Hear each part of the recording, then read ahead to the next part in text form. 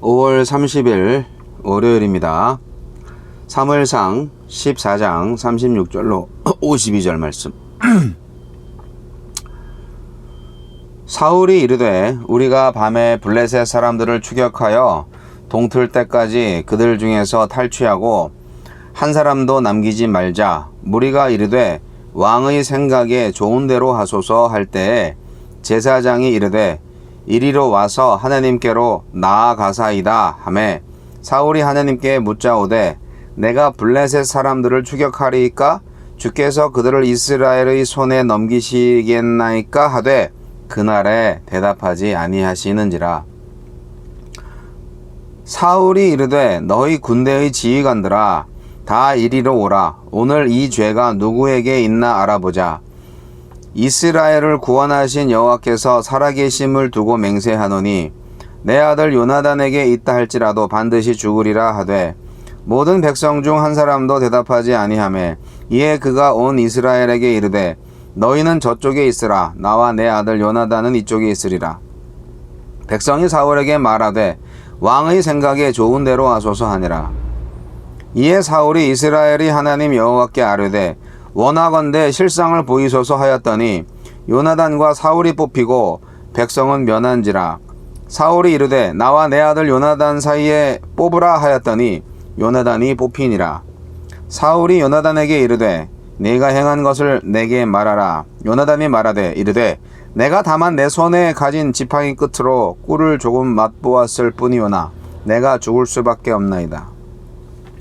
사울이 이르되 요나단아 네가 반드시 죽으리라. 그렇지 않으면 하나님이 내게 벌을 내리시고 또 내리시기를 원하노라 하니 백성이 사울에게 말하되 이스라엘에 이 큰 구원을 이룬 요나단이 죽겠나이까? 결단코 그렇지 아니하니이다. 여호와의 살아계심을 두고 맹세하옵나니 그의 머리털 하나도 땅에 떨어지지 아니할 것은 그가 오늘 하나님과 동역하였음이니이다 하여 백성이 요나단을 구원하여 죽지 않게 하니라. 사울이 블레셋 사람들 추격하기를 그치고 올라가매 블레셋 사람들이 자기 곳으로 돌아가더라. 사울이 이스라엘 왕위에 오른 후에 사방에 있는 모든 대적 곧 모압과 암몬 자손과 에돔과 소바의 왕들과 블레셋 사람들을 쳤는데 향하는 곳마다 이겼고 용감하게 아말렉 사람들을 치고 이스라엘을 그 약탈하는 자들의 손에서 건졌더라. 사울의 아들은 요나단과 이스위와 말기수아요. 그의 두 딸의 이름은 이러하니 맏딸의 이름은 메라비요 작은 딸의 이름은 미갈이며 사울의 아내의 이름은 아히노아미니 아히마아스의 딸이요 그의 군사령관의 이름은 아브넬이니 사울의 숙부 넬의 아들이며 사울의 아버지는 기스요 아브넬의 아버지는 넬이니 아비엘의 아들이었더라. 사울이 사는 날 동안에 블레셋 사람과 큰 싸움이 있었으므로 사울이 힘센 사람이나 용감한 사람을 보면 그들을 불러 모았더라. 자, 하나님과 상관없는 삶. 사울의 질문에 하나님은 침묵하시고 사울의 결정에 백성은 반대합니다. 하나님과 백성을 이용만 하려던 사울은 결국 하나님과 백성에게 거절당합니다. 하나님은 어떤 분입니까? 하나님과 상관없이 살면서 필요할 때만 하나님을 이용하려는 사람에게 상관하지 않으십니다. 사울은 하나님께 묻지 않았고 하나님의 명령에 순종하지 않았으며 하나님 백성의 안위보다 자기 공을 세우는 것을 더 중요하게 여겼습니다. 그러면서도 제사장의 제안 때문에 정치적인 필요가 생기자 마지못해 하나님께 물었습니다. 하나님은 대답하지 않으시므로 더는 사울에게 상관하지 않겠다고 대답하셨습니다. 하나님의 말씀에 귀 기울이지도 않고 하나님의 명령에 순종하지도 않고 살다가 드리는 기도, 마음이 하나도 담기지 않은 그런 기도에 하나님은 속지 않으십니다. 그러니 응답하지도 않으십니다. 우리에게 주시는 교훈은 무엇입니까? 거짓 신앙은 사람들에게도 들통납니다. 사울이 죄인을 색출해서 처형하겠다고 하자 모든 백성 중 한 사람도 대답하지 않았습니다. 좀 전에 왕의 생각이 좋은 대로 하소서 했던 그들이 침묵한 것은 사실상 반대였습니다. 그들은 사울의 맹세를 어긴 사람이 요나단이라는 것을 알고 있었고 그들이 볼 때 요나단은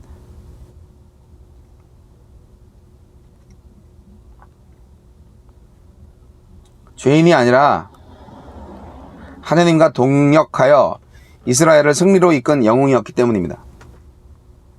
사울이 하느님을 들먹이며 정말 요나단을 죽이려 하자 보다 못한 백성이 나서서 사울과 반대 맹세를 하며 요나단의 죽음을 막았습니다.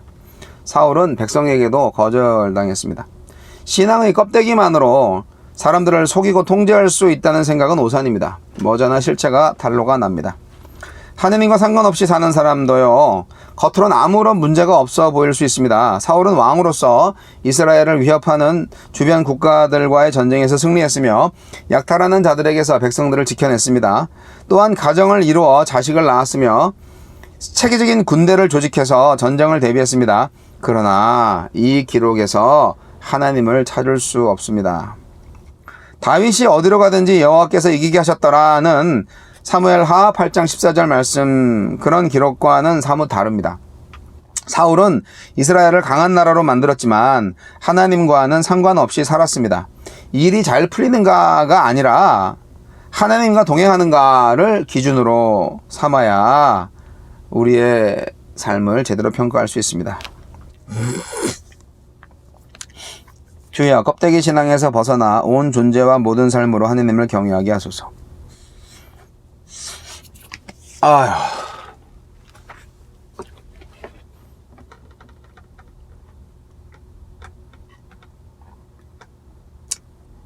사울이 신앙심이 별로 없었네, 보니까.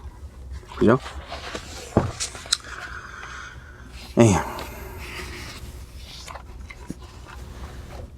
전쟁을 완벽하게 이긴 게 아니라 전쟁을 그냥 중단시킨 거예요.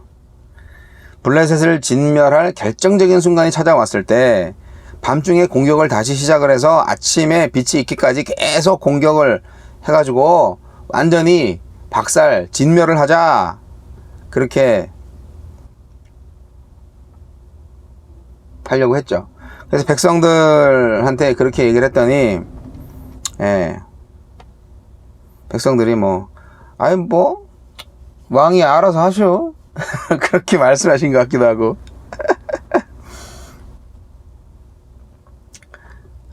그 제사장이 어떤 제사장인지 모르겠는데, 일로 오세요. 왕이셔. 하느님한테 한번 기도해 보셔요. 하느님이 뭐라고 하시는지 들어보셔요. 그렇게 제안을 했어요. 근데 하느님이 대답을 안 하시죠. 평상시에 기도 안 하다가 가끔 기도했는데 그 기도가 응답되겠어요? 말이 안 되죠.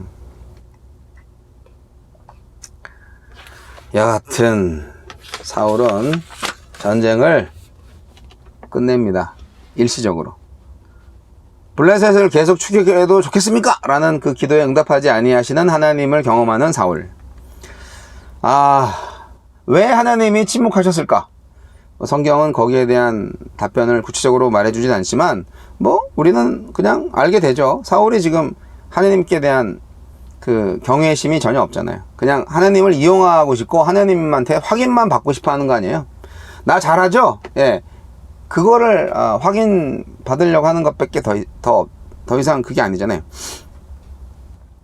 근데 이게 참 맹세를 열심히 하시네. 사울도 맹세, 백성들도 맹세, 하여간 맹세가 이렇게 좋은 거라고. 요나단이 이제 꿀을 찍어 먹은 것 때문에 아버지가 그 아들을 죽이려고, 실제로 아버지를 죽이려고 그래요. 그 보다 못한 백성들이 다시 여호와 하나님께 맹세를 하면서 아들을 살리죠. 죽이지 말라고. 이게 사울은 너무 고집불통에다가 자기 오만, 지나친 자신감? 독불장군이란 그런 생각이 들고.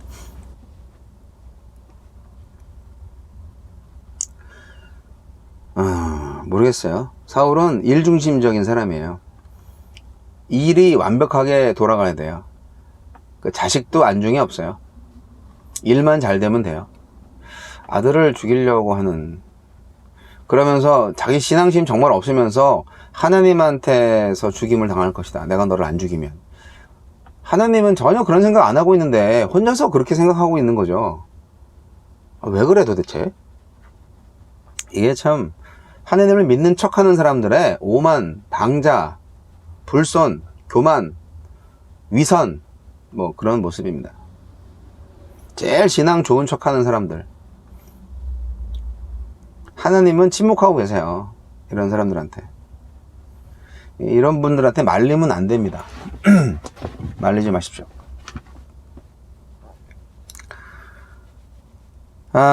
블레셋을 추격하는 것을 중단합니다. 기브아로 올라갔어요, 사울이. 그리고 블레셋도 자기들 땅으로 돌아갔다고 46절에 기록되어 있는데, 이게 사실 블레셋을 진멸할 수 있는 좋은 기회를 하느님이 주셨어요, 분명히 요나단을 통해서. 근데 금식 명령을 내렸잖아요, 쓸데없이. 그래서 그 기회를 놓친 거예요. 괜히 경건하게 보이려고 금식을 선포하는 바람에. 여기서 요나단이 이제 빛이 납니다.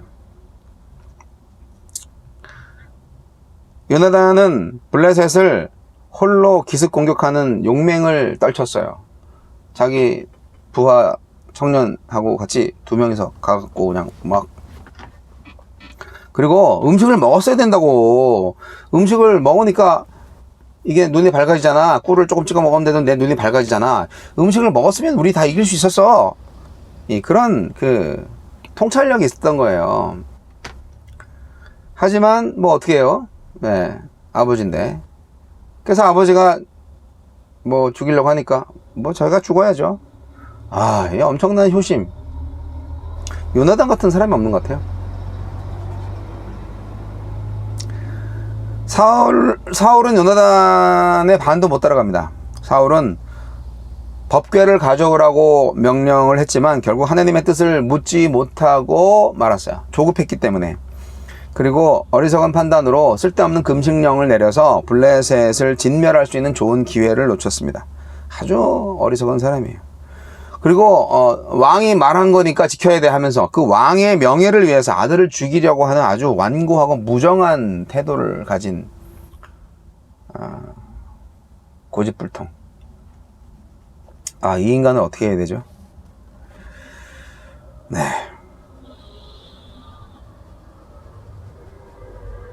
힘듭니다요. 사울 같은 사람하고 가까이 하기가 참 힘들 거예요. 네. 근데 성경에는 사울 같은 사람이 있다. 잘 보여주고 있습니다.